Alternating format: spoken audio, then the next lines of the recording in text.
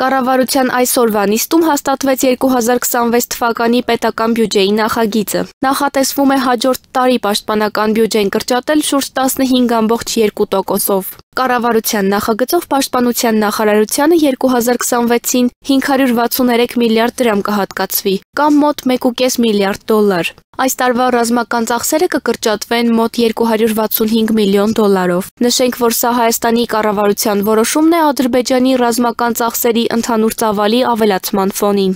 Ընդհանուր պետական բյուջեն հաջորդ տարի կնախատեսվի 3 տրիլիոն 628 միլիարդ դրամ ծախսել, կամ մոտ 9.5 միլիարդ դոլար։ Ֆինանսների նախարար Վահե Հովհաննիսյանի ներկայացմամբ բյուջեի նախագծով տնտեսական աճը կազմելու է 5.4%։ Պետական բյուջեի եկամուտները նախատեսվում են 3 տրիլիոն 91 միլիարդ դրամ, որից հարկային եկամուտները 2 տրիլիոն 972 միլիարդ դրամ։ Տարածքային կառավարման նախարարության բյուջեն կմեծանա 37 միլիարդ դրամով։ Գերատեսչությանը ավելի քան 325 միլիարդ դրամ կամ մոտ 850 միլիոն դոլար կհատկացնեն։ Առողջապահական ոլորտին շուրջ 211 միլիարդ դրամ կամ մոտ 550 միլիոն դոլար կտրամադրեն։ Գերատեսչության բյուջեն կաճի շուրջ 45 միլիարդ դրամով։ 5 միլիարդ դրամով կրճատվում է նաև էկոնոմիկայի նախարարության ֆինանսավորումը։ Գերատեսչությանը հաջորդ տարի 74.5 միլիարդ կամ շուրջ 195 միլիոն դոլար կտրամադրեն։ Ֆինանսավորման մակարդակով բացարձակ առաջատարը կրկին աշխատանքի և սոցիալական հարցերի նախարարությունն է։